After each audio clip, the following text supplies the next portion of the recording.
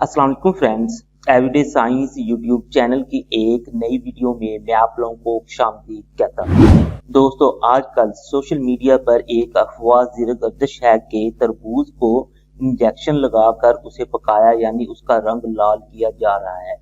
इस अफवाह ने उस वक्त तकवीत पकड़ी जब डॉक्टर अफान नामी एक सोशल मीडिया एक्टिविस्ट ने इस पर वीडियो बनाई और ये साबित करने की कोशिश की कि तरबूज को इंजेक्शन लगाकर सुर्ख किया जा रहा है।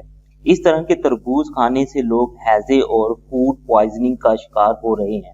दोस्तों, आज इस वीडियो में हम इस दावे के पीछे छुपी हुई साइंस बयान करेंगे, लिहाजा अगर आप हमारे चैनल पर नए आए हैं तो इसे सब्सक्राइब कर लें ताकि आपको ऐसी वीडियोस की अपडेट्स मिलती रहें।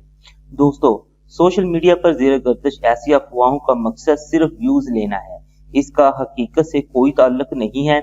असल में तरबूज की 3 तहें होती हैं। सबसे पहले तरबूज का बैरूनी छिलका आता है जो कि गहरे सब्ज रंग का होता है।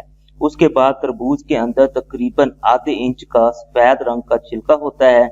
आखिर में उस सफेद रंग के छिलके के अंदर सुर्ख रंग का गोदा आता है जिसे हम खाते हैं।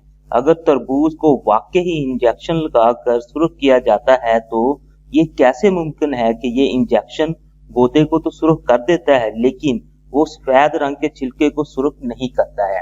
इस हकीकत को जानने के लिए आप घर में मौजूद इंक को एक इंजेक्शन में भरकर अगर तरबूज में इंजेक्ट करेंगे तो कुछ ही देर में वो सारे तरबूज में फैल जाएगी, यानी वो गोदे के साथ साथ सफेद रंग के छिलके में भी फैल जाएगी। इसलिए अगर आप बाजार से तरबूज खरीदते हैं तो उसे कटवा कर देख लें।